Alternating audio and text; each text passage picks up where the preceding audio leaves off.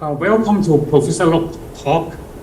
Professor Kwaiman Lok is a fellow of the Royal Academy of Engineering and the Hong Kong Academy of Engineering Science. He was the head of the Department of Electronic Engineering from 2004 to 2010, and also the director of State Key Lab of Millimeter Wave from 2008 to 2013 at City University of Hong Kong. As a wealth of authority in antenna research, he has published 4 books, 680 papers, and delivered 80 invited talks. He was awarded 16 US and 10 PRC patents on novel antenna designs. He received the 2011 State Technological Invention Award with a second honor of China, the 2017 IEEE Antennas and Propagation Society John Clouse Antenna Award, and also the 2019 Poland Holy Prize for Science and Technology Progress. Professor Lok is also a great educator.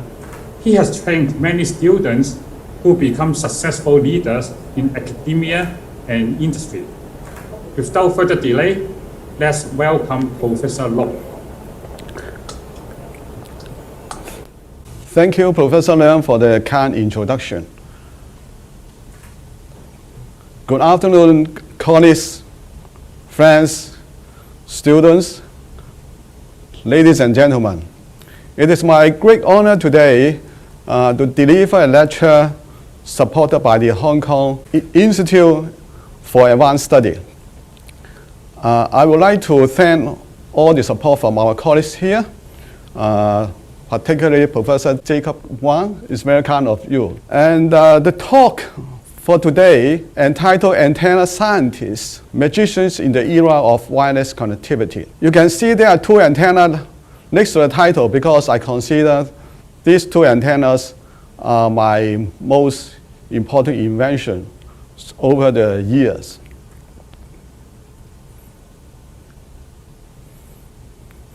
Here is the outline of my talk. I will have an introduction first, and then I will summarize some basic design techniques in antenna design. And I would also like to share with you some of the popular works done by group over the years. And then I will share with you some recent research outputs.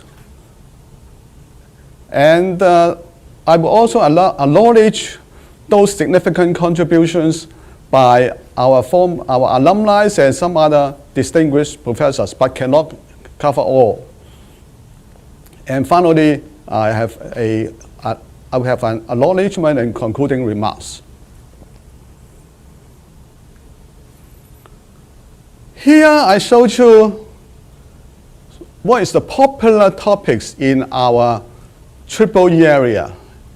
According to IEEE, stand for Institute of Electrical and Electronic Engineers. This society is the largest academic society in the world. We have over 400,000 members. And according to the number of downloads, they rank those 10 top hot topics in our CityU area. You can see here, antenna is ranked number 2, just behind image processing. And in the past, people think antenna is such a small thing, but how come it is so important? So you will find out why antenna is so important nowadays.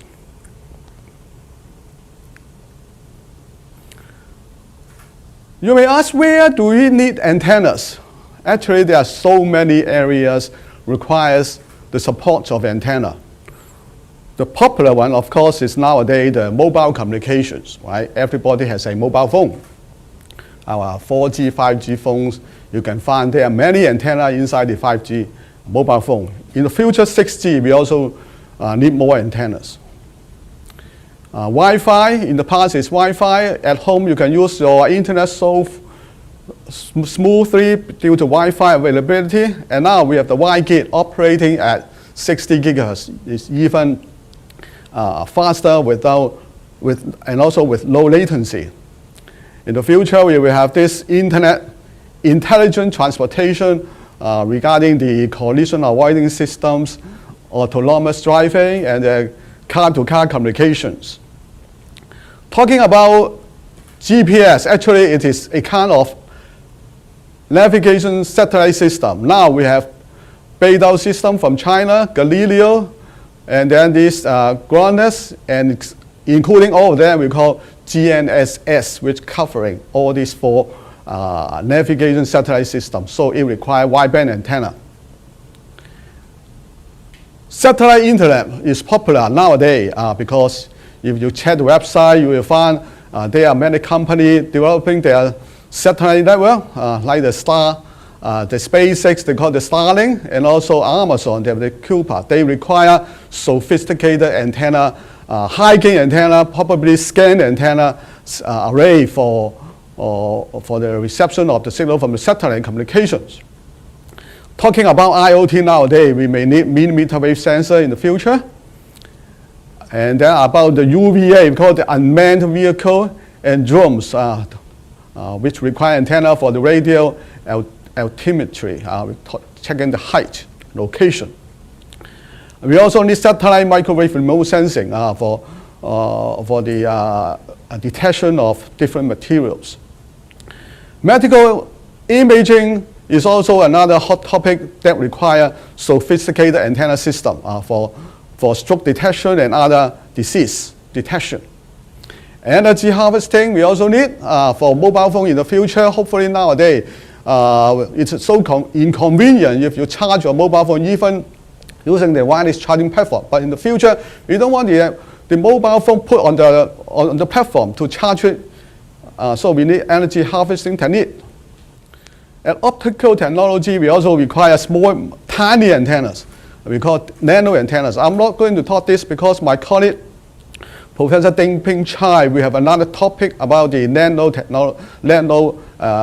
devices and antennas at the end of this month. So you are welcome to attend his talk. From very small antenna, we are going to go to very large antenna. Very large antenna is mainly for deep space exploration. And this is related to fast kilometer array. We'll talk about this. Another hot topic is called the wireless power transfer. And we also require antenna. You will see, I will show you here. Let's start from the largest antenna in the world, actually. This is the 500 meter. We call this radio telescope, but actually this is a microwave antenna.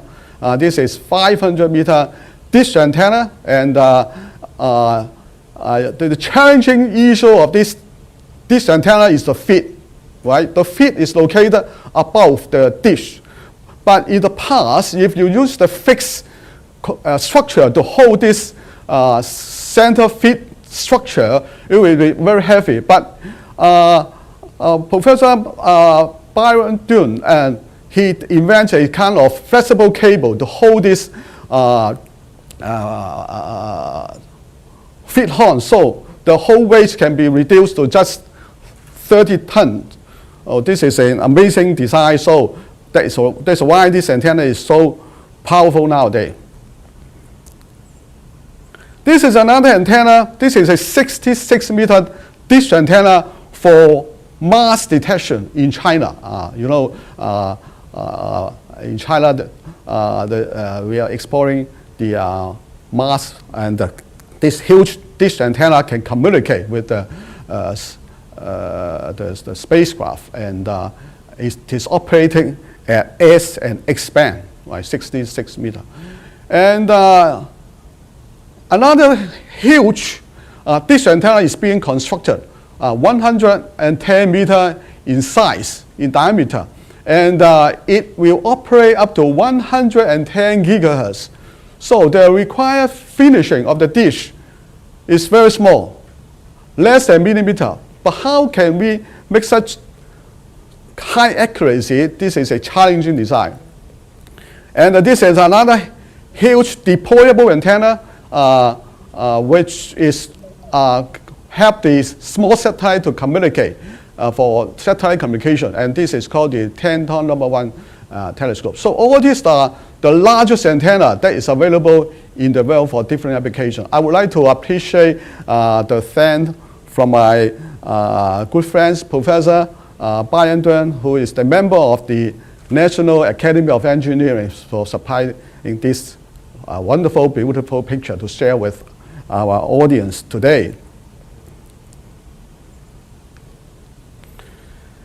Another interesting topic, this photo also provided by Professor Dunn. You can see this is for wireless power transfer.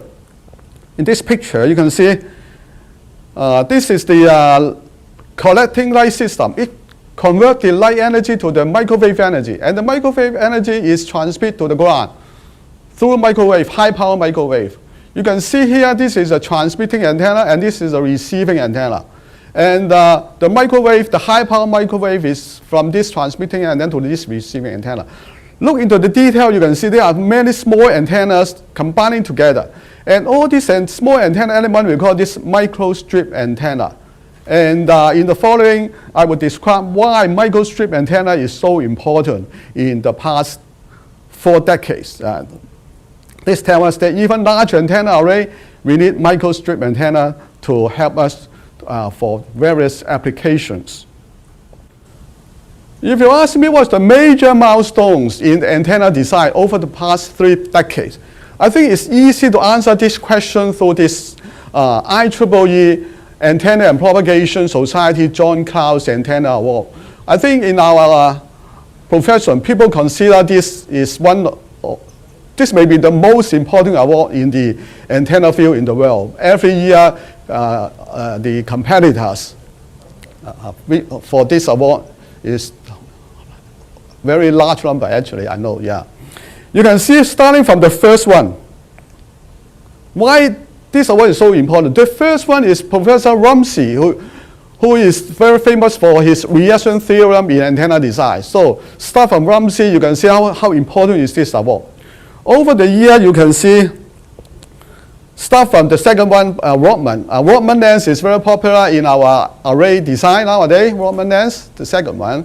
And also then Carl Bond for the ultra-wideband antenna. Following is Band-1 or microstrip antenna. The first one got award through microstrip antenna research. The next one is also Sober for microstrip antenna. And then I think this is the first Chinese receiving this award is Professor Kai-Fong Lee. His U-stop patch antenna is very famous nowadays because it is a very simple antenna structure and very wideband in performance. And then you can see the Crystal Duluth. It promotes this reconfigurable antenna and nowadays reconfigurable antenna is very popular. And then the first one, Rambis for the millimeter wave antenna design. Peter also for millimeter wave antenna design. Lord Safai, Professor Safai from Canada, also through microstrip antenna design wideband. And then first one is a dielectric resonator antenna by Professor Stuart Long. Next, coming in last few years, metamaterial antenna become popular. The first one got the award through metamaterial antenna is Electroradis from Canada. Very famous professor in our antenna field is Yaya Ramasamy through the reflector antenna design. And myself got this award in 2017 through the invention of the L-probe patch antenna and ME dipole. And then Professor Burnside on the compact range design. Stephen Piper for the high impedance surface. High impedance surface is widely used nowadays in different design, circuit and also other things. Our colleague, Professor Y.P. Zhang, his antenna in package is famous nowadays because particular for millimeter wave applications. And recently, Professor Jiling Chen for his meta antenna, also based on metamaterial concept. So you can see over the past year, the most hot topic may be microstrip antenna. So I will share more about microstrip antenna in this course with our audience today here. Over the year, my research topic can be summarized into these areas or topics. I started to work on theory, the open resonator theory or the Fabry-Perot resonator theory. And then I continue to work on the design of wideband microstrip antenna in parallel with Professor Leung,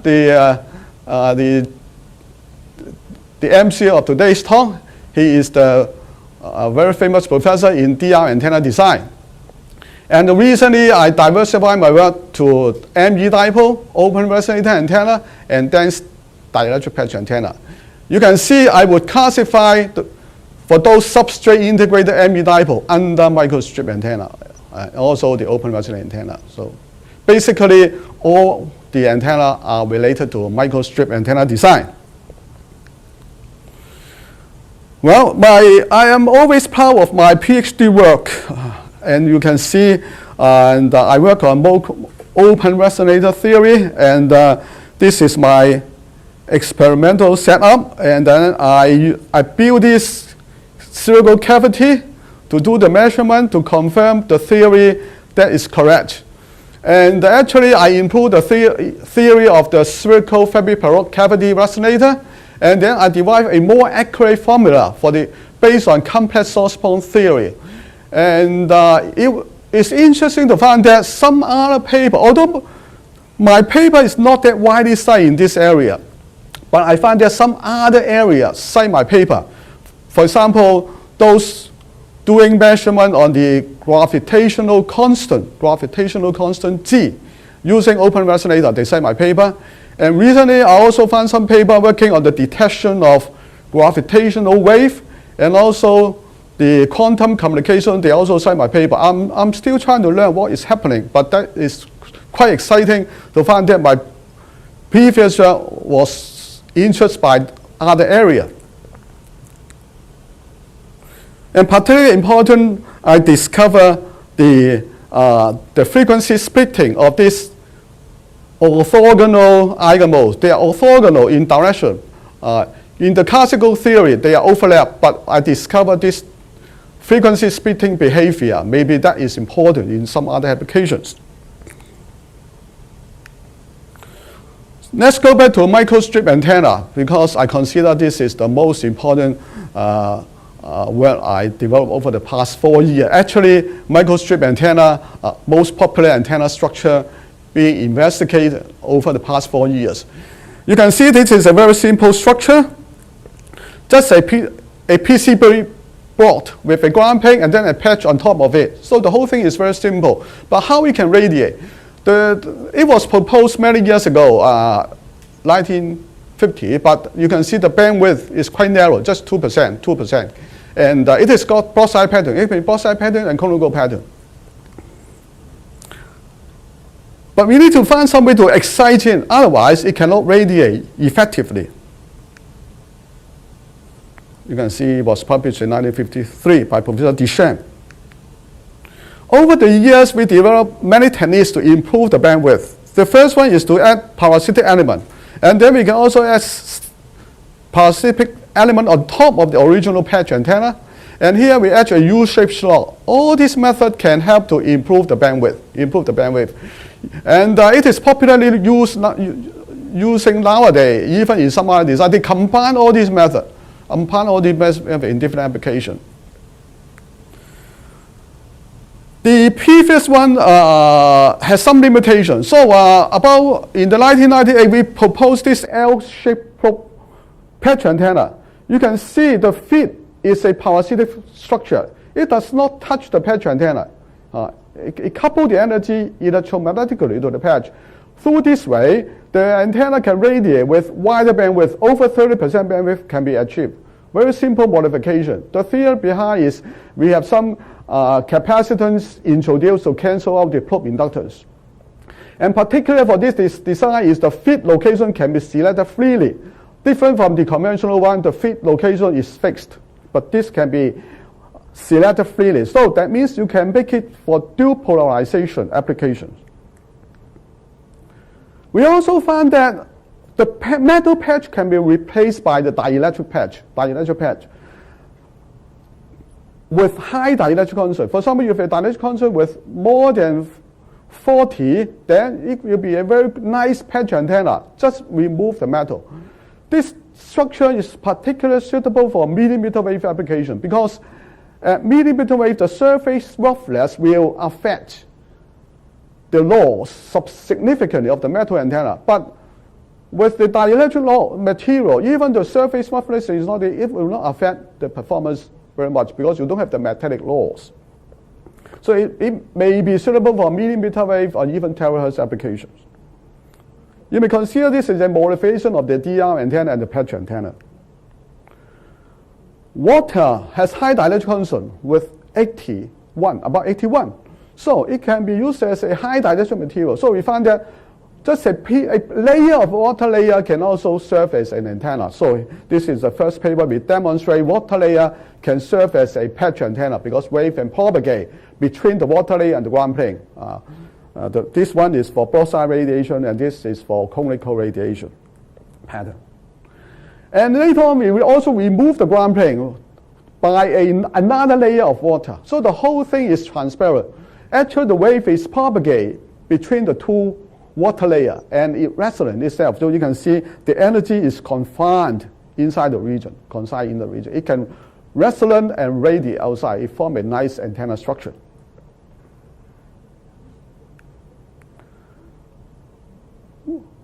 What is complementary antenna concept? As shown here, if an electric dipole, a vertical electric dipole and horizontal magnetic dipole, this is a radiation pattern. The vertical electric dipole, the pattern is bidirectional. But for the magnetic dipole is horizontal magnetic dipole, the field is omnidirectional with this direction. So you can see when they add together, at the same direction, add together, the other side can be cancelled out. So it can form a directional pattern, very omnidirectional. This is vertical plane and this is horizontal plane. You can see this like a cardiac shape pattern, very nice pattern. So conceptually, if you have two antenna elements, one operates as an electric dipole mode, the other is operating as a magnetic dipole mode. When they combine together, they will provide a very nice directional antenna.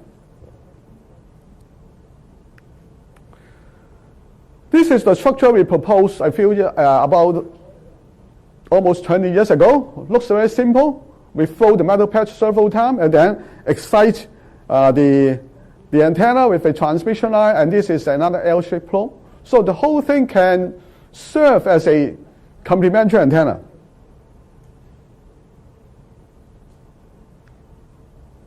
The slot can radiate.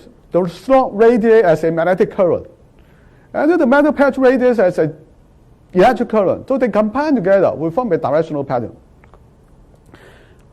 We gave it the name called the magneto-electric dipole because both the magnetic dipole mode and electric dipole mode are combining together to radiate.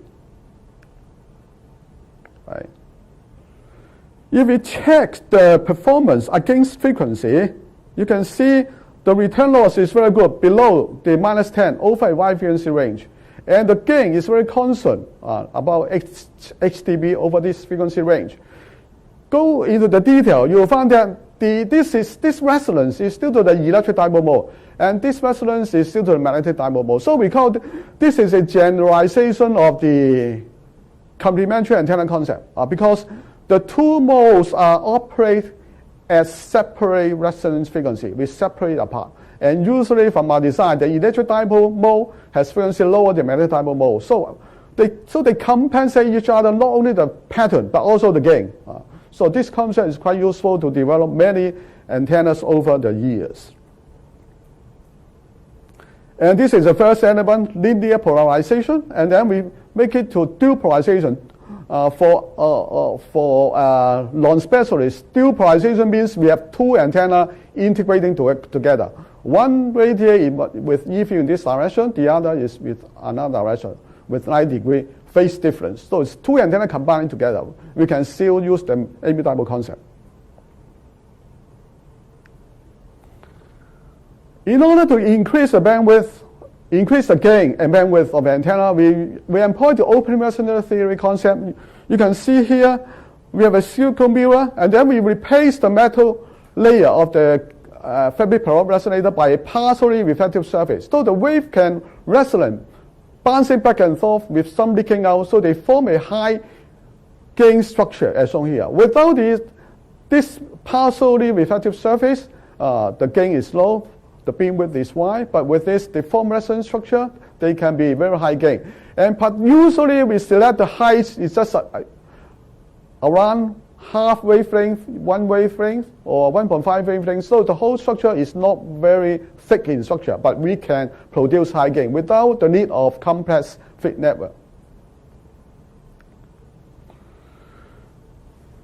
Here I can show you, because we have done so many interesting work, particularly for my students, but it's difficult for me to select which are the best. But interestingly, recently, according to IEEE Explorer, I checked my paper and found that there are about 300 papers with a total of downloads, full text view, about 460,000 views. And then, according to the download for each paper, I found there are 19 papers with each with over 500 full text views. So I will share with you those most popular paper done by research group or students.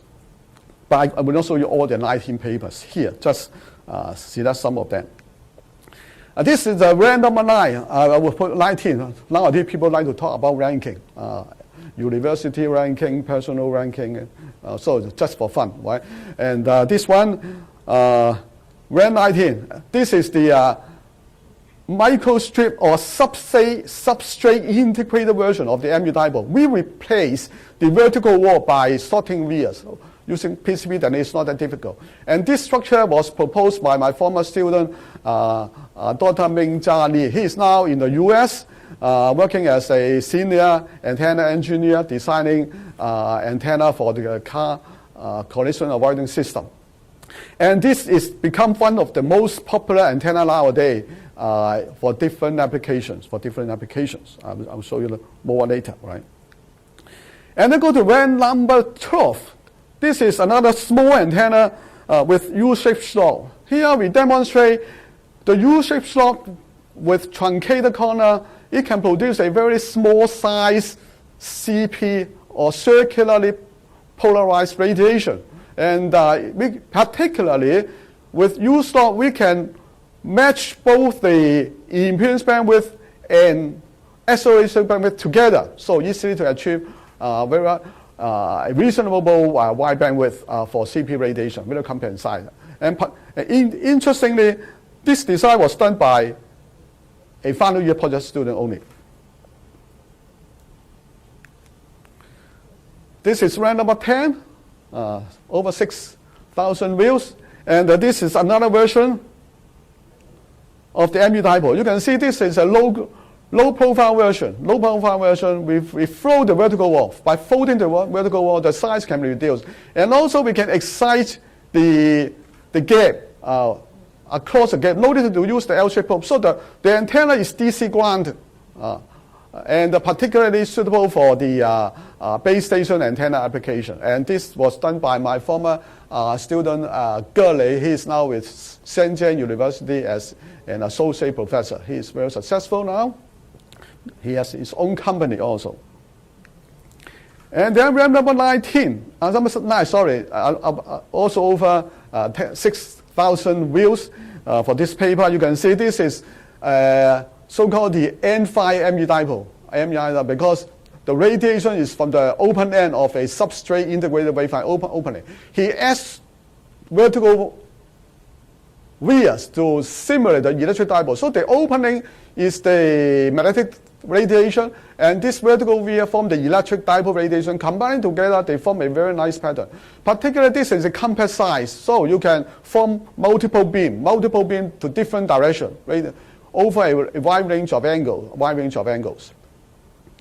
And this paper is also highly cited paper, one of the highly cited paper.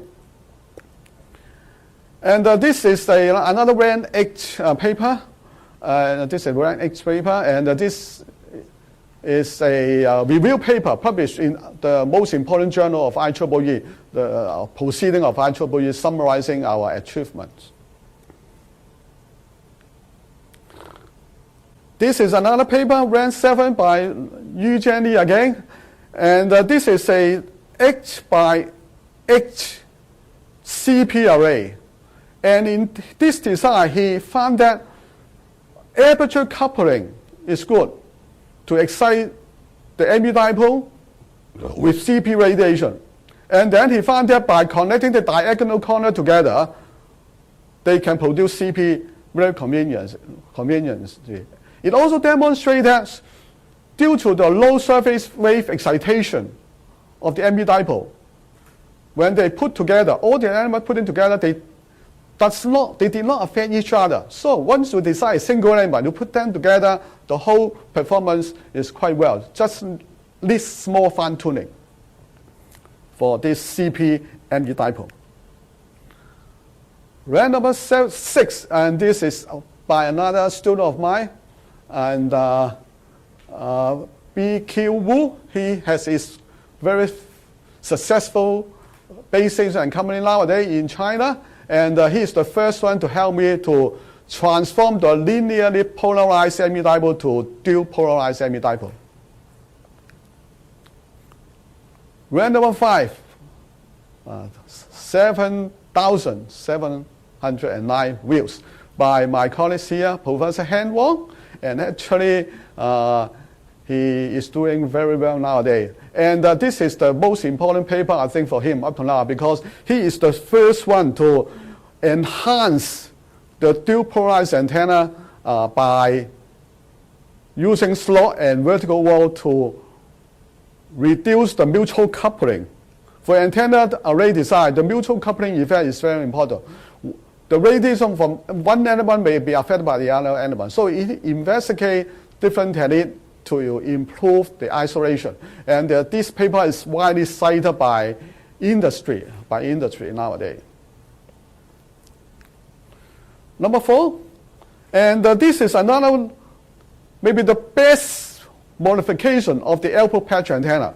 And you can see the first offer is Carming Mac, and then the second offer is Nai Hawa.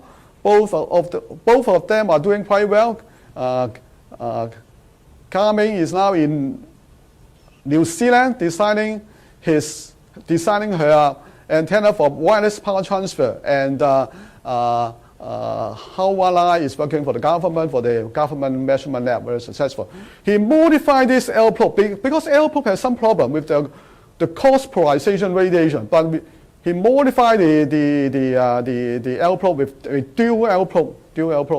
Then the whole performance can be improved substantially, and we call this the anti-symmetric L probe. It was published not very long ago. Number 3. So this is a dual polarized MU dipole. You know, dual polarized antenna is very important nowadays to combat multi-path fading and also improve the reception quality. And this is aperture coupled dual polarized. And Yu Jianli discovered that by connecting the inner corner together, we can match this MU dipole with dual polarization very efficiently. And you can see this 4 element, we can radiate 4 beams to different directions. The pattern is very stable over a wide frequency range. Number 2. Well, this is another antenna, although it is published in the IEEE translation as a communication, but it is very popular, over 1,000 views. And this is the patch antenna with U-shaped slot. It demonstrates that by adding several U-shaped slot, you can make the antenna with multi-band. 1 U slot, you can make 2 bands. 3 U-shaped slot, you can make it with 3 bands. So it's a very simple structure. You can make it to become a multi-band antenna structure. And the first offer is our scientific officer in the Stakey Lab, Zhou V. Mo. She was my MPhil student. So what is number 1? What is number 1? Let's see. Oh, this one, 10,900. And this paper, you can see, it's a patch antenna. Actually, it's a patch antenna, but we have vertical wall. It is not shown here because it's covered by the natural material. Vertical wall and slot, then it can become a compact antenna with CP radiation, right? So is 10,000 views a high number? Of course not. Let me show you the following one. This paper is not by me.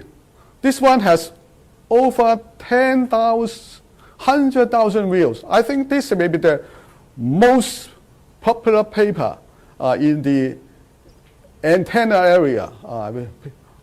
If this is not highest, among the highest. This paper is by a very famous antenna expert in the UK, Clive Parry, and he actually developed this exciting fitting level for a 2x2 dual polarized antenna array. Previously, for linear array of dual polarized antenna, the fit level is quite easily over one layer. But if you have rectangular array, the fit level will be very complicated. But this method is very innovative proposed. The fit level below aperture, another fit level. Through the different combination of fit level, aperture, and the fit level, it can excite this 2x2 array very conveniently and very effectively. Very wide isolation bandwidth, 35%. So this paper is just a communication, but it is exciting, so attracts so wide audience. So I just like to share with our colleagues here. So going back to what we have done in recent years, I would like to summarize the following work and in the ME dipole design, because I consider ME dipole, particularly the substrate integrated ME dipole, is a branch of the microstrip antenna. These 10 examples.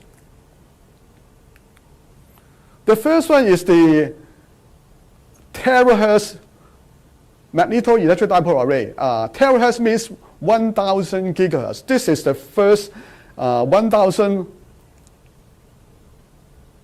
gigahertz ME dipole, fabricated by my colleague Professor Stella Pan, who is an expert in nanotechnology. Of course, she just used the microfabrication technique to help us. She said this antenna is too big for her to build, but he can help us. At the outlook, it looks like it is a metal. The whole thing is metal, but actually it is made of non-metal, but with coating. You can see it is made of the material SUH as the base, then coat the surface with copper. So looking at the outside, it is metal. Amazingly, this antenna can achieve high efficiency, because people working on metallic antenna, they always think at high frequency, metallic antenna is very low efficiency. But through this microfabrication technique, we can make the surface very smooth. The variation is just a few nanometers. Then the loss, the surface with less loss is removed. So the whole antenna can achieve very high efficiency. To further enhance our antenna gain, we combine the ME dipole, this is ME dipole, with the open resonator concept, for the future imaging application and communication, right? And but how can we make such tiny spherical surface and ME dipole? ME dipole, as we just mentioned, but how can we make this tiny spherical surface?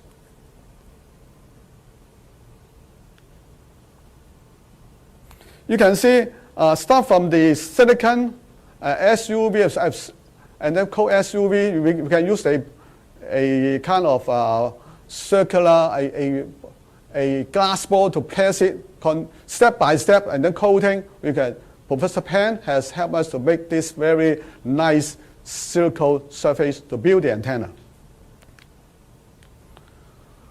Recently, we also interested in the designing antenna with orbital angular momentum. What is orbital angular momentum? As shown here, the wave is a kind of vortex wave.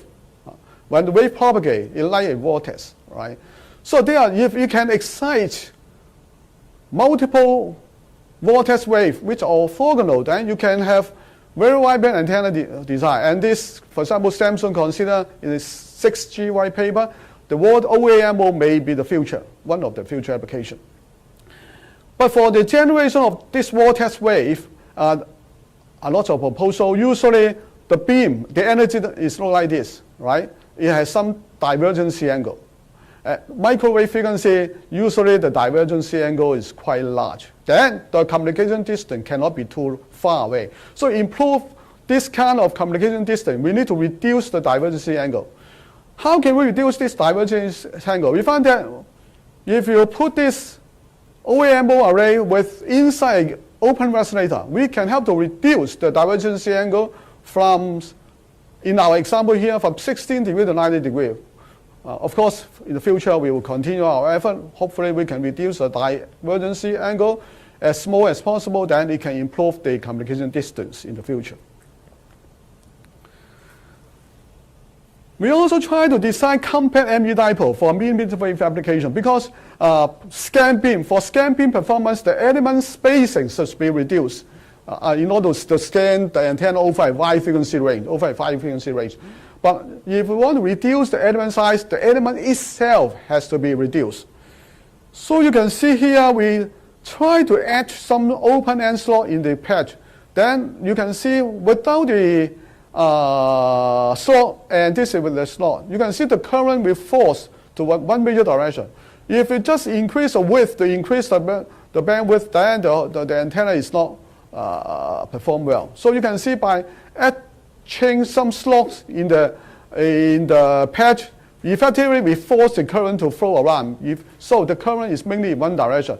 Then we can make the antenna very compact, and also it can be scanned over a wide frequency range. Another method to reduce the size of ME dipole, we replace the electric dipole by a so-called the fractal structure. So if effectively it forces the current flowing around to reduce the whole length of the antenna structure. So but here we found that just reduce the size is not enough. Then recently we found if you put a metal surface in between, this metal surface can help in this scenario as a capacitance, because at low frequency, the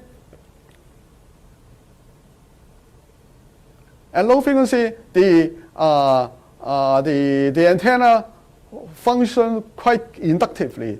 So with this additional metal surface itself as a capacitance, then we can reduce the operating frequency to a lower frequency band. So effectively, the size can be reduced. And also, we found that with this metal surface, the gain is also enhanced over the higher frequency band. And this is done by my former postdoc, Professor Yan-Hong Yu, and he's now doing quite well in Xi'an. You can see the pattern is quite stable with this design.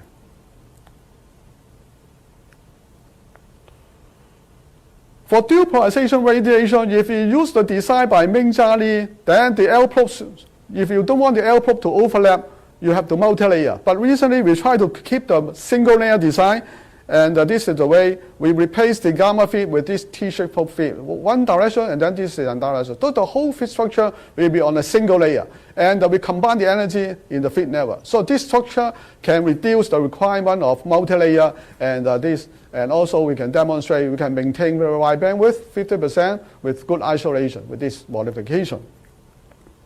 And this is done by Dai Xin, who is now in Guangzhou working as an assistant professor. To achieve high gain, usually we need to have many elements to combine the energy together. In the past, if we excite the array with simple structure, simple phase, single uniform phase, uniform amplitude, the side loop level will not be good. But if you want to reduce the side loop, usually we need to develop complicated feed network to adjust the phase or amplitude. But for wideband design, it will be very complicated. But here, we found that by optimization technique, any kind of optimization you can use, if you will change the phase by 180 degrees in some element, just a few of them, the side loop can be reduced to minus 18 over a wide frequency range, So to change the phase by 180 degrees is very easy. We just rotate the feed location to this direction. Then this is a very simple method to help to reduce the side loop, but can work over a very wide band. In order to increase the gain of array, antenna array, you need to increase the number of elements, right? But when you increase the number of elements, you increase the feed network length. The feed network length loss is significant, so you cannot increase the size too much. But another concept is so-called the reflex array concept. The feed to excite the elements remotely. Then you don't need to have a complex feed network. So this kind of antenna we call reflex array. For reflex array, if you make a fixed beam, it's not that difficult. But you want to make it the beam scan, then how can we change the phase of each element? And also need to be wideband. Many work on reflex array based on patch antenna concept or dipole, but now we found that even using ME dipole, we can also change the phase. For example, here,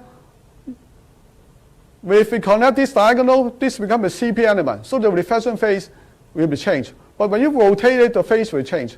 Now, if you have the switches here, either you turn on this one or that one through a center fed DC power, then you can effectively rotate this by 90 degrees. Then you can change the phase. So we found that this is a good method. The phase change is very wideband and also maintain low loss over a wide frequency range. And this is antenna we build with an array. The feed here, offset feed, you can see the beam can scan over a wide frequency range, right? And for this 1-bit design, we can scan plus or minus 60 degrees.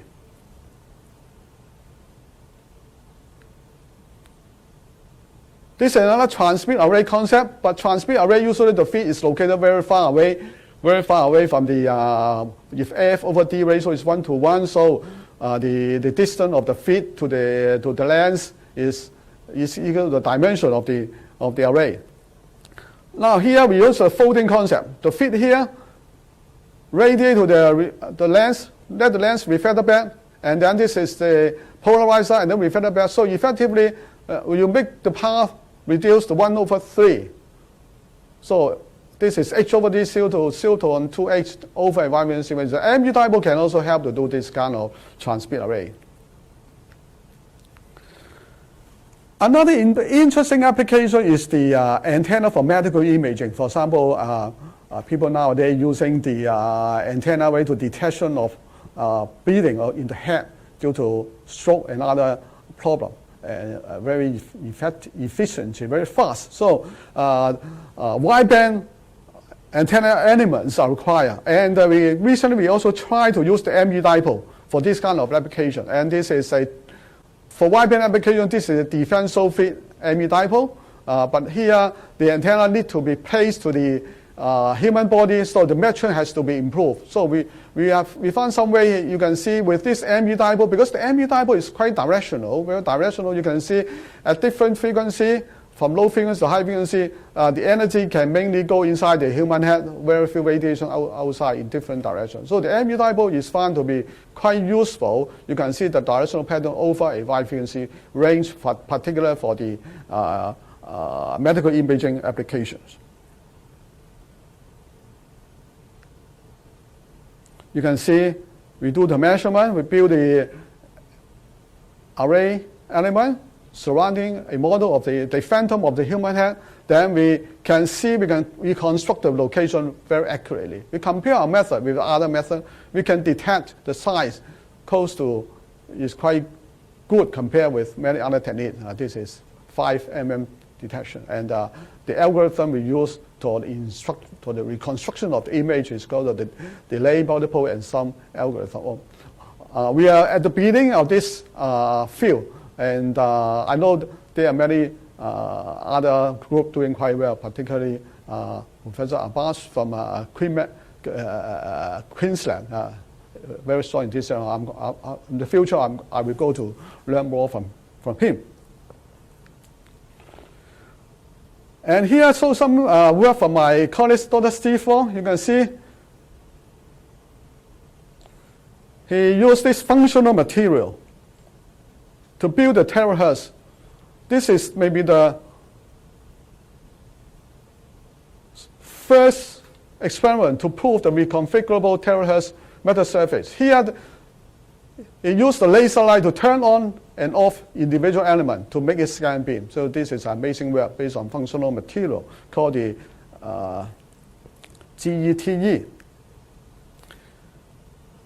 The MC today, Professor K.W. Leung, is the inventor of the glass antenna based on the observation that the dielectric constant or the refractive index of glass is much higher than the refractive index at optical frequency. Optical frequency is just 1.5 or epsilon is 2.25, but at microwave frequency, the dielectric constant is over 6. So it can be used to build a lot of interesting dielectric resonator antenna based on glass. This is a decorative glass antenna, and this is the light cover antenna, the mirror integrator. I don't look at it, I don't know this is antenna. Well, this is very exciting work by Professor K.W. Leung. I'd also consider this as a branch of microstrip antenna. Now, I would also like to share with you some of the excellent work done by our alumni and some other distinguished scholars. Because the patents, our patents or patents on basic design of the L-probe patch antenna and ME dipole are already expired. So the technology is now open to public. Everybody can use it. Researchers and scholars from many universities, research institutions, and companies in China has adopted the ME dipole in their new designs. Researchers working on ME dipole enhancements and applications are found from Korea, Taiwan, Singapore, Canada, India, Malaysia, France, Sweden, UK, Italy, and so on. Now, the first one. Recently, I found that the 5G MIMO base station antenna installed in by many 5G service provider actually is shown here. This is a MIMO antenna. And this is the dual polarized base antenna built by a company 20 years ago, a spin-off company of CityU, based on dual polarized L-probe. And actually, in this design, also L-probe, because L-probe already open to public, so L-probe probably use it, but it's amazing to find that this kind of 5G MIMO antenna also use the L-probe. So thanks for those engineers selecting L-probe for their design. I appreciate they help to promote the L-probe patch antenna design, although I think nothing. This is fun, right? But we contribute to the technology, right? So this is one design we found recently. And then also from a paper published by Professor Y.P. Zhang and his colleague, it shows a dual polarized L-probe design. They use this element to build the mmWave 5G for the mobile phone. This is the wafer, and very exciting work. Improve the performance of the LP design to dual polarized design. Is a multi-layer design. As I mentioned, the LP design was first proposed by Ming Jiali, but this design has modified the performance for this mmWave. And they claim the bandwidth is the widest. It covers from 24 to 40 gigahertz over such wide frequency range. This is amazing. Right? I congratulate them to apply ME dipole so successfully in these applications.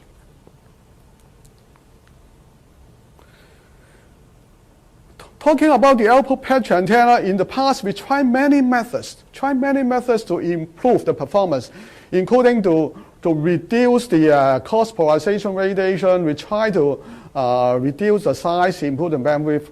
And recently I found a paper by Professor Jiling Chen. It's very interesting work. He applied the metal surface concept. Effectively, it chopped the metal patch into many small pieces. But by doing so, calling this metal surface, actually it can excite not only the fundamental TM mode, it also excites the surface TE mode. The TE mode can help to radiate. And also the TM mode, because due to the some leakage, the TM mode itself is leaky TM mode, and also due to the leakage, the Q factor reduced. So effectively, the whole thing can be reduced in size, height can be reduced, and also the bandwidth is reduced. You can see this is original TMO, but with some leakage, right? So it's leaky TMO. But additional the TMO surface both together form a very wideband structure. So I congratulate Professor Ji Ling Chang in this. Professor Ji Ling Chang was a postdoc fellow in our department, and he's very famous nowadays, well famous expert in this antenna field. And recently he invented this meta antenna concept, also very innovative. Here is another design proposed by Professor Hongjia Wen, State Lab Microwave Remote Sensing, University of Chinese Academy of Science. Recently, he applied the MU dipole together with the low loss feed level. We call the rich waveguide. Combining together, he developed a very high gain antenna array for space microwave imaging. And hopefully, his antenna will put to the space in the future. And I would like to thank him to select MU dipole in his design. We can see the pattern through the adjustment of the relative phase, the silo can be reduced. Here's another design I found from Professor Xin-Yu Chao from Air Force Engineering University, Xi'an. Professor Chao also was a research fellow in a department for some time with me. And recently he tried to improve the increase of beam width of the MU dipole by adding parasitic sorting wall via close to the MU dipole. They are not connected. By adding parasitic via, the beam width can be reduced.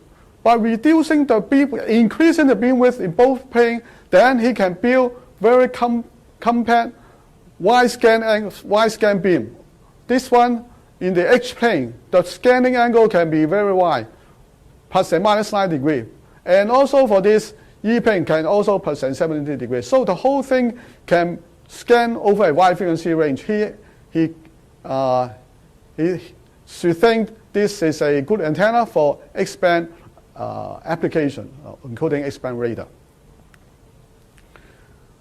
Our former student also doing quite well, CML, who helped me to invent the output band patch antenna. Recently, he also working with our member in the State Lab,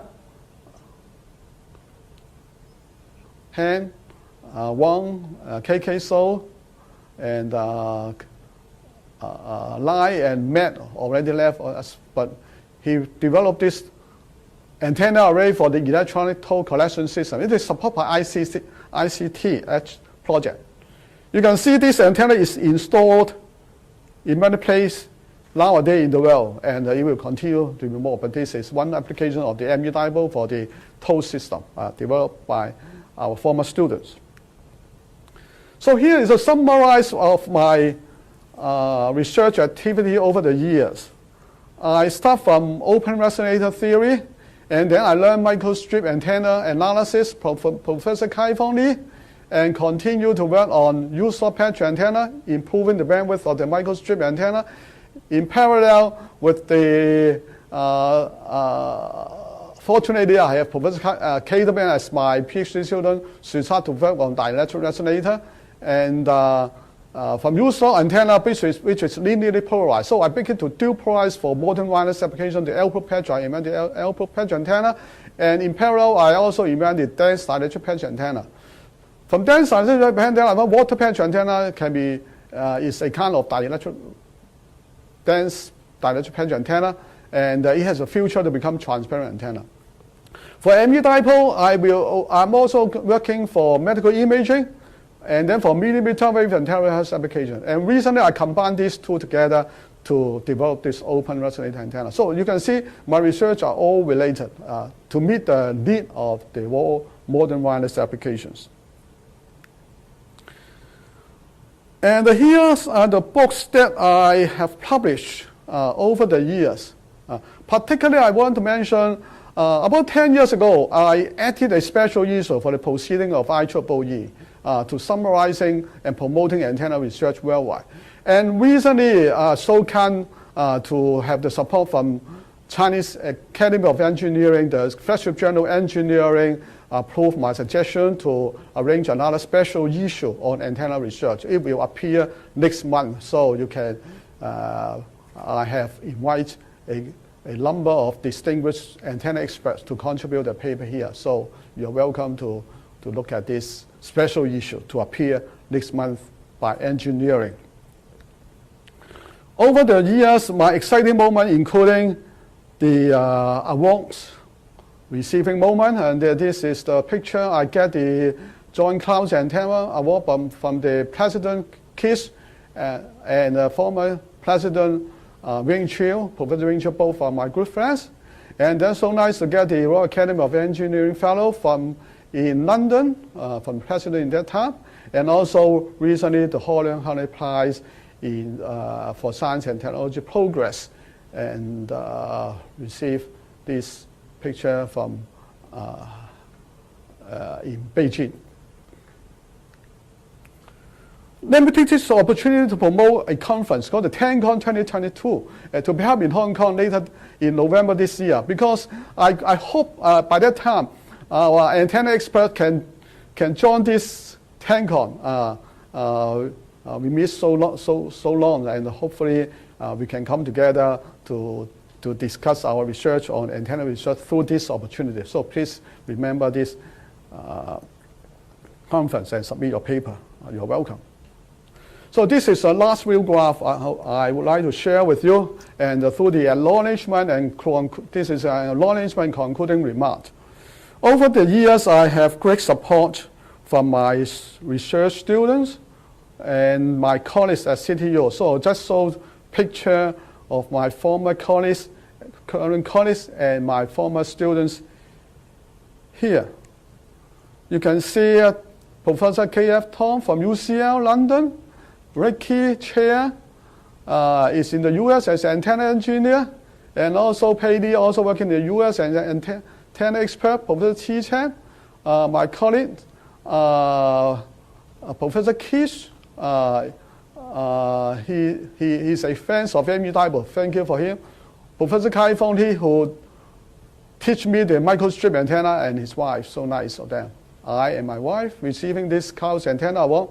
Professor Leung Sen, my former colleague, he is so very supportive to me and give me many opportunities over the years. Professor Xie Chuan, my former colleague, he is very successful now in China. And Steve, Professor Wong, Goh Yong-sin is now in National University of Singapore, very successful professor. He just got our Distinguished Alumni Award recently. And this is Gerling from Shenzhen University, very successful now. Yu Jianli also, my eyesight is not very good, sorry. And Yu Jianli, yeah, and then Wang Dingbong.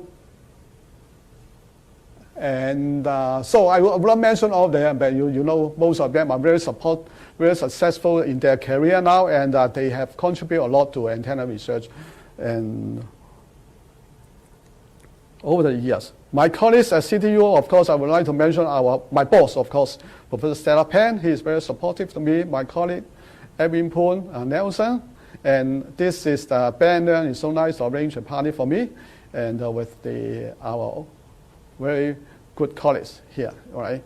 So finally, I would like to say, antenna technologies push forward modern wireless connectivities, wireless connectivity, including all the wireless communication, radar, sensing, everything, right? And also, it is mainly contributed by all creative antenna magicians. But it is not illusion, the performance. They have made the impossible possible. With that, thank you for your attention. Yeah. Professor Lam? Thank you very much, Professor Lok, for giving this very excellent talk. It's now Q&A session. You can raise your question in two ways. The first way is that you raise your hand in Zoom, and I will let you ask the question. And the second method is that you provide your question in the chat room, and I can ask the question on your behalf. Now, I have already received a question from a Slacker of Huawei, Finland.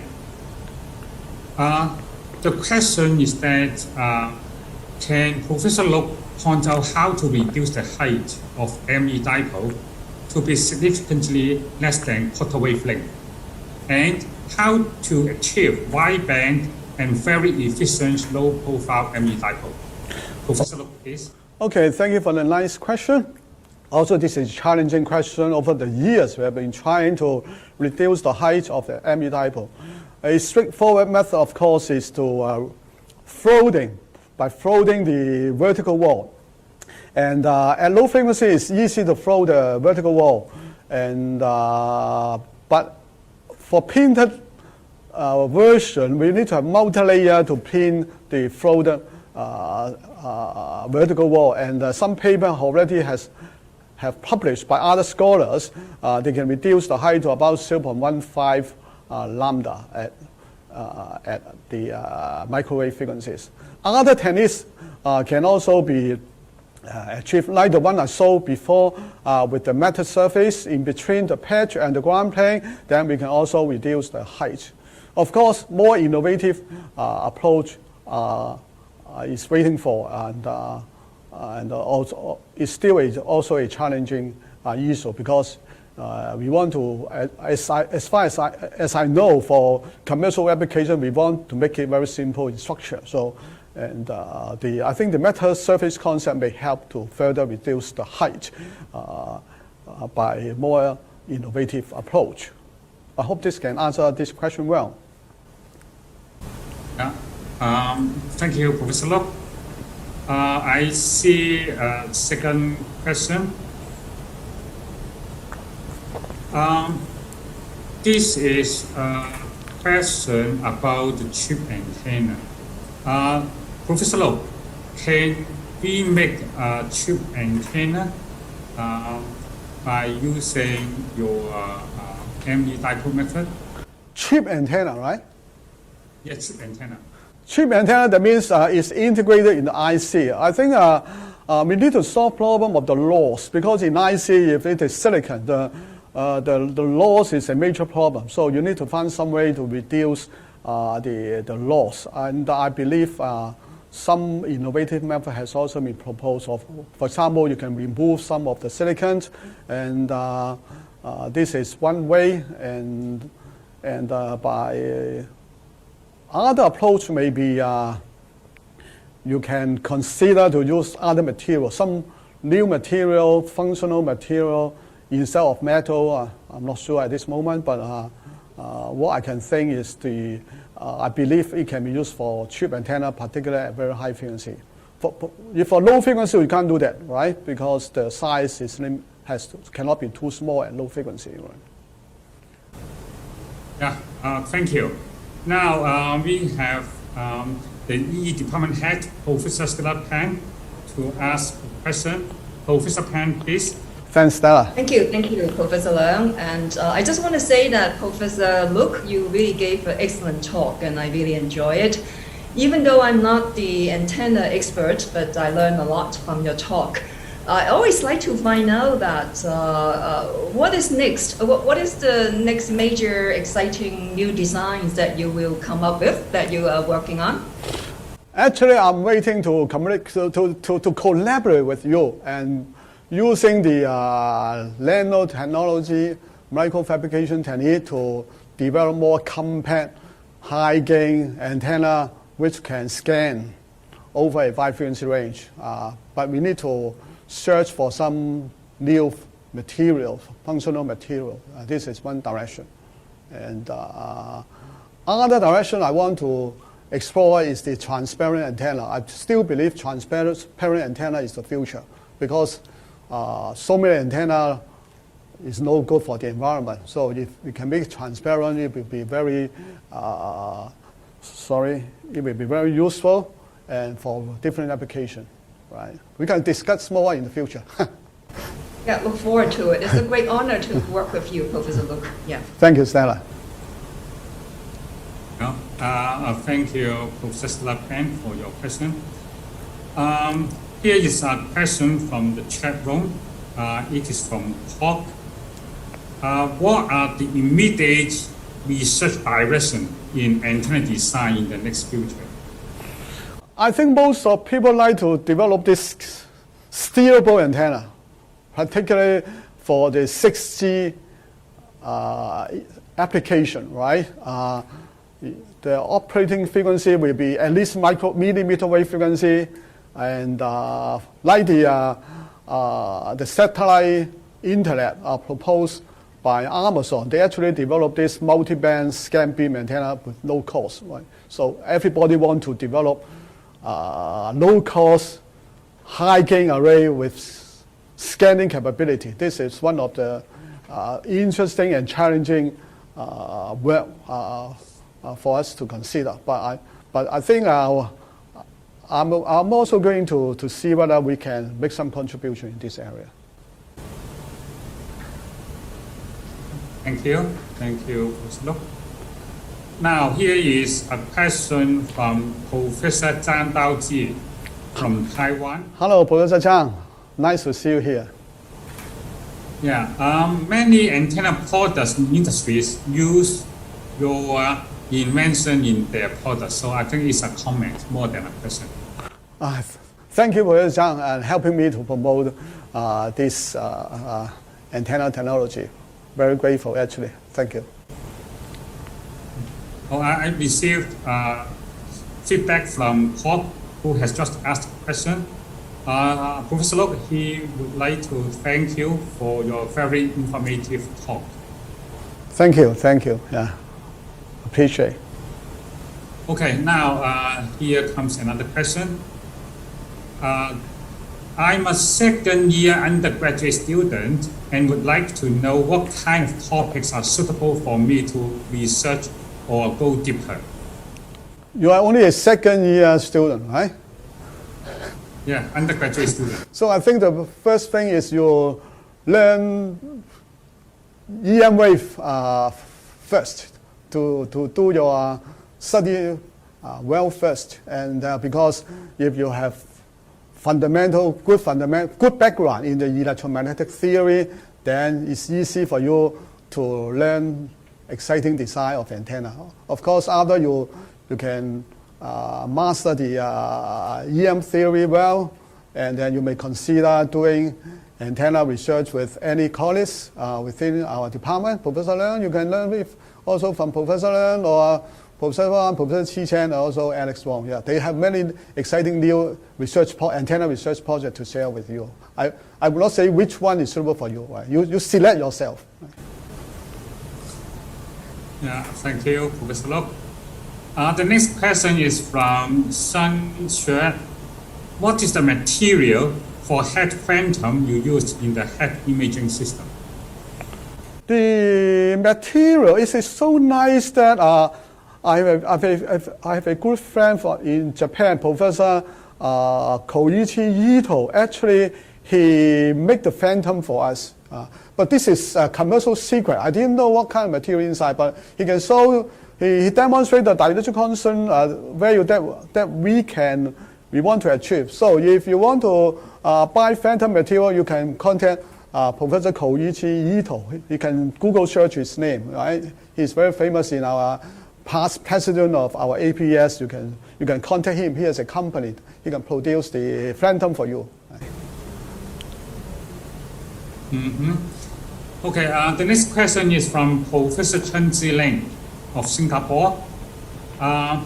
Professor Luke, thanks for your nice review of patch antennas, in particular ME dipoles, an exciting picture of development of patch antenna technology in the past decades.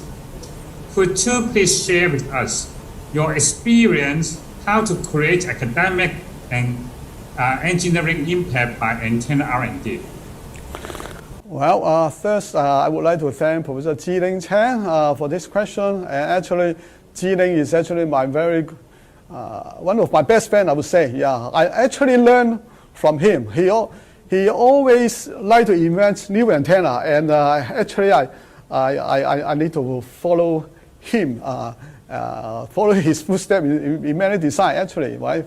So I think Professor Ji Chan, you know how to do it. And for myself, I always like to encourage my students to think independently, and I allow them to have flexibility to do what they want, and I will not force them to follow my research suggestion. From my experience, I always found that initially I thought that approach is impossible, but somehow they can demonstrate to me it is possible. So I think that particularly for the younger generation, they are very creative. You just let them to have the environment to think, to learn, and ultimately they will produce something that you thought it cannot be achieved. This is my suggestion to those who want to encourage their students to do better. Right? This is my experience. Right? Okay, thank you for answering the question. The next question is from Ji Zhan Shao. Is it possible to apply the ME dipole in a UWB phase array while keeping the wide beam width? I think using SIW to achieve wide beam width, unless you can use high dielectric constant to build the SIW, then you can reduce the size of the SIW, right? Otherwise, we have experienced before the scanning range cannot be too wide. So, but when you increase the dielectric constant of the SIW, the bandwidth will be reduced. So you have to compromise the bandwidth issue and the scanning angle issue, right? So that's the reason why recently we changed our direction to this substrate integrated coaxial cable. It can be easier to build more compact antenna array. You may consider to use the substrate integrated coaxial waveguide to do the feed network. Right. Thank you. Okay, thank you. Okay, the next question is from an ED colleague, Professor Chai Ding Peng. Excellent talk. Please kindly comment on the future research direction on the water matter antenna. Water matter antenna. Matter antenna. Water matter antenna. Okay, thank you, Professor Chai, for this interesting question. And actually, from water antenna, I actually want to develop liquid antenna. And I'm not sure whether any kind, if I can search other liquid which has higher dielectric constant with lower loss, then I can even build a better antenna. And actually, I'm looking forward to collaborate with you because you are so well experienced in the optical technology, and you know how to design huge array with sophisticated methods. And so if actually my thought is to search for new material, even liquid or transparent material with higher dielectric constant and low loss, that will be very useful in the future. Yeah. Mm-hmm. Now, the question is from Jiang Not Liu. Dear Professor, I want to know what direction microstrip antenna can be researched for beginner. As a beginner, for microstrip antenna, I would suggest you to work on microstrip antenna at low frequency, around a few gigahertz, particularly for example, the sub-6 gigahertz 5G application or GPS application.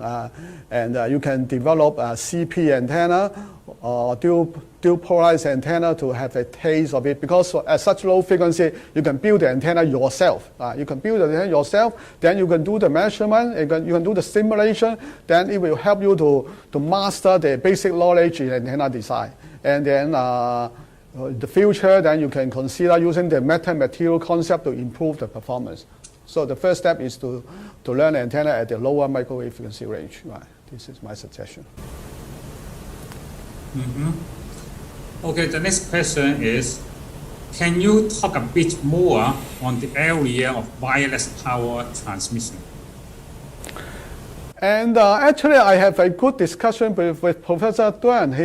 What he's working now is for the wireless power transmission for remote area. Because in some area, the sunlight, you may not have the strong sunlight, then you can use the microwave to transmit the power from one location to the other location. Of course, safety issue is a problem. You have to have a very directional beam, right? Directional beam. So some people nowadays proposing to use the millimeter wave for wireless power transmission. So you can have a narrow beam with a smaller antenna. I have, as I mentioned, my former student who's working in New Zealand, her company is also doing similar kind of thing, right? And they have the vision that in the future, all the wire cable of the power company can be replaced by EM wave. But I don't think this is not an easy task, right? But in some remote area, using the wireless power transfer may be a solution in some area. Yeah. But this is challenging because this is not a bandwidth problem. For wireless power transfer, the bandwidth is not a problem, but how to make the beam very narrow with the side lobe, this is a major issue in the antenna design for wireless power transfer. Now the next question is from Professor Takeshi Fukusako. Hello, Professor Fukusako. It's good to see you here.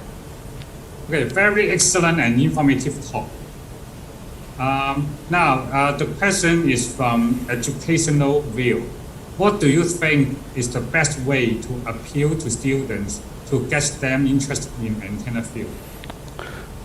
Actually, I'm thinking about it because nowadays there are many other exciting areas for students to select in our CityU area. For example, machine learning, robotics, they are very attractive, right?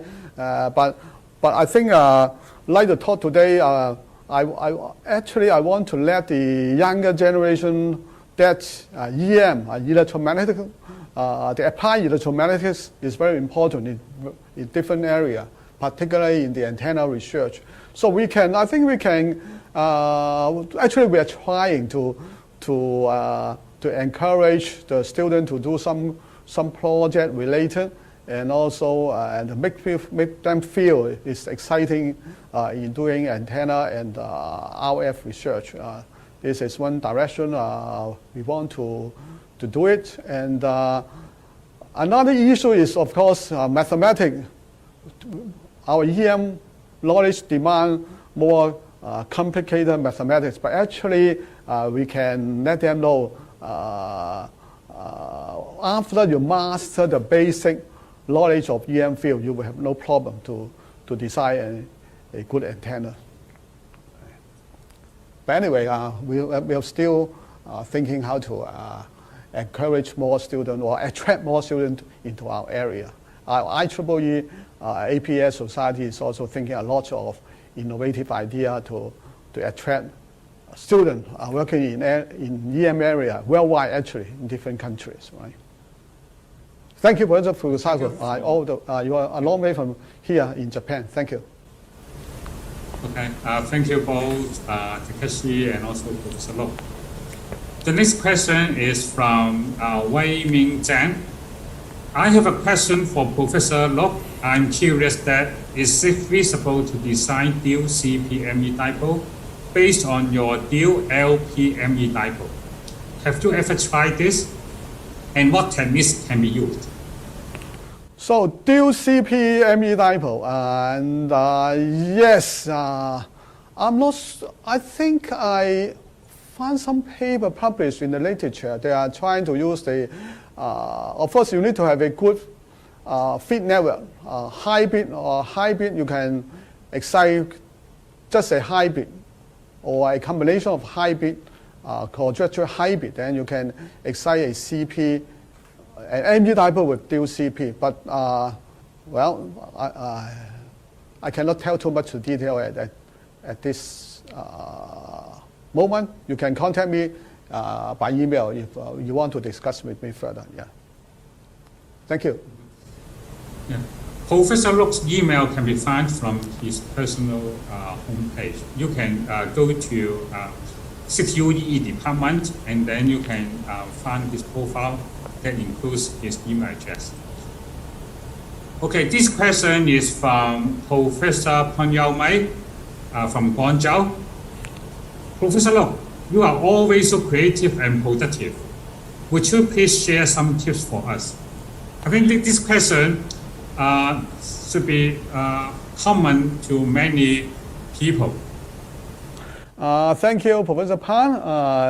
You yourself already very creative, as far as I know, from your excellent work published recently, right? I think we do share our view that to make ourselves creative, of course, we need to learn more first, right? Through different channels, reading papers, and communicate with different people, communicate with industry, because we're engineers, we cannot think ourselves. And if opportunity arises, you can communicate with more senior people. Related to this question, I'd like to show one more picture to our audience here. This is a picture I originally want to share, but with this question you can see over the years I have been able to meet many senior professors at conferences or during their visit with me.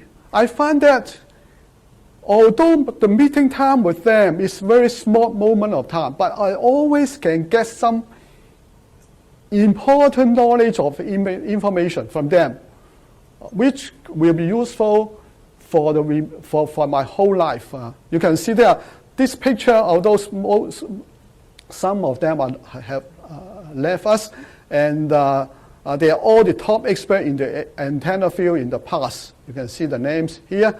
So I'm so glad in the past, although as most of you know, I got all my education in Hong Kong. I never go outside for a long time, never go outside for more than 3 months actually. But I have been able to learn so many things because through conferences, through their visit, right? So every time when you have unfortunately due to the pandemic, we cannot go for conferences, right? But in the future, when you have the chance, try your best to go to conference and other opportunity to try to meet those top guys. Once you talk to them, you will get something, right? This is one way to learn new things. And what remains is to, of course, not to give yourself high pressure, right? To relax, right? And then you will I think that will make you more creative. And also, research is not the only thing. You should learn how to enjoy your life. Like myself, during my leisure time, I have many good friends, my secondary school classmates, and we come together, we enjoy singing and many kinds of activities. So this is one way you can make yourself relax, and then you will have more creative idea. This is my suggestion. Okay, thank you, Professor Luk. The Q&A session is supposed to be 30 minutes only, and now it is about time, but still we have many questions. Okay, perhaps we entertain the question from Professor Zhang Xiu-Yin from Guangzhou. Professor Luk, thank you very much for your speech. I graduate from CityU. I have a question. In the next generation mobile communication, antennas are very important. Which kinds of new antennas may be used in B5G and 6G? Would you please share your opinions? Thank you very much. Professor Zhang, thank you for this question. I believe you know more than me because you have a close contact with the industry, right?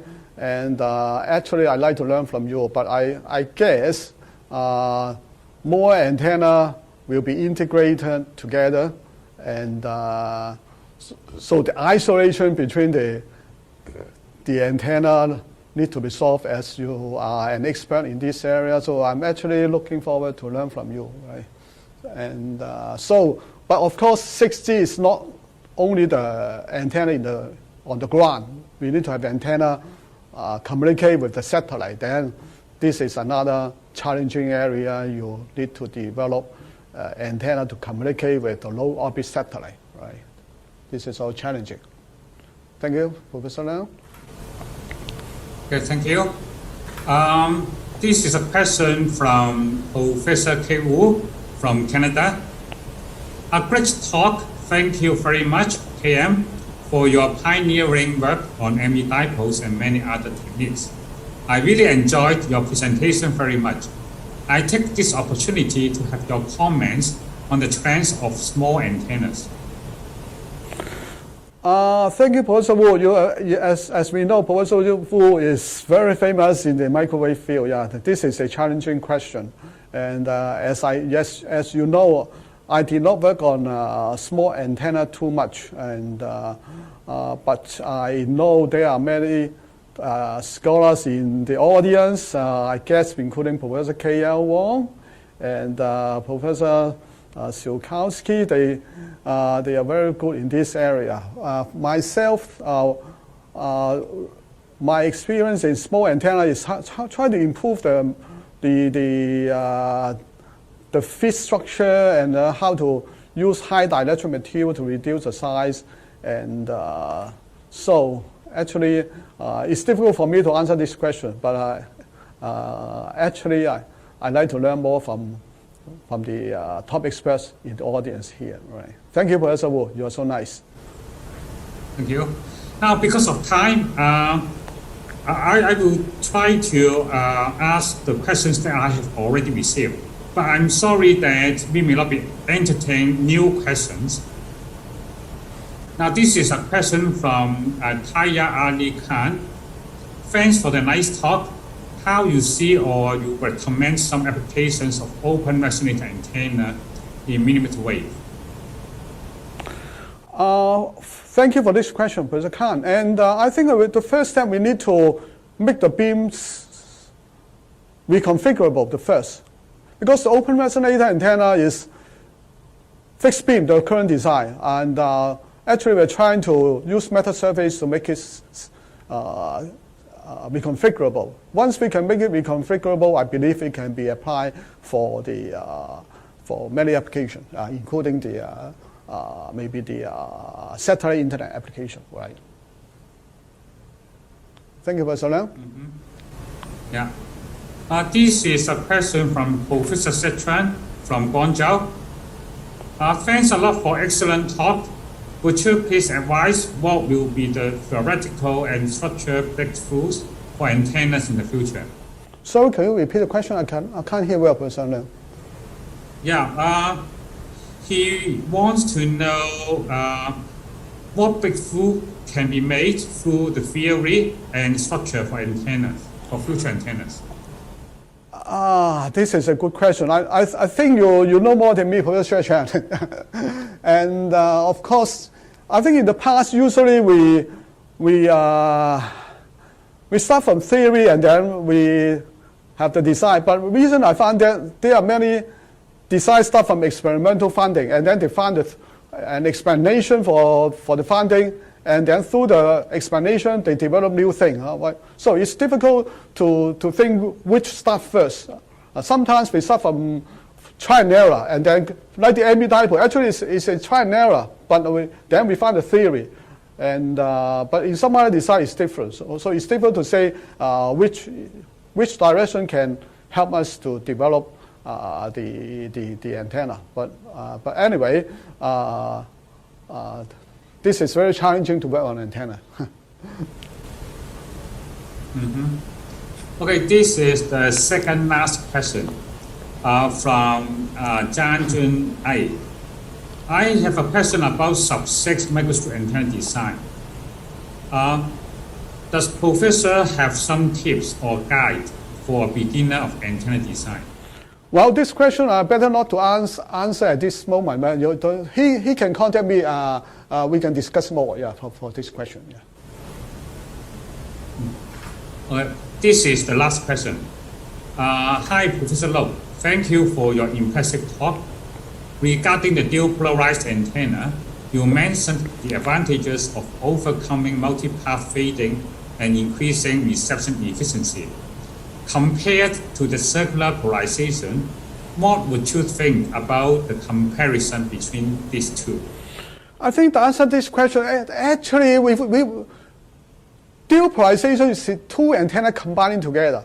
CP antenna is just one antenna. So if you want to improve the performance, you also need to have dual polarized CP antenna. So the question should be asked like this: whether a dual polarized LP is better than a dual polarized CP. I think we should think about this one. If one antenna cannot, two antennas should be better than one antenna. But whether dual CP is better than dual LP, I think it depends on application. This is better to answer the question like this. Thank you, Professor Leung. Yeah. The last question, the question that I have just asked was from Hang Ning Chi, for information only. Hello, Professor Chi. Okay, thank you very much for attending this talk. We wish you enjoy the talk, and you can contact Professor Low through his email. Thank you very much. So the talk is finished here. Thank you. Okay, thank you, Professor Leung, and thank you all for your participation. I hope to see you face-to-face soon, without too long. Thank you very much. Take care and stay safe. Bye-bye.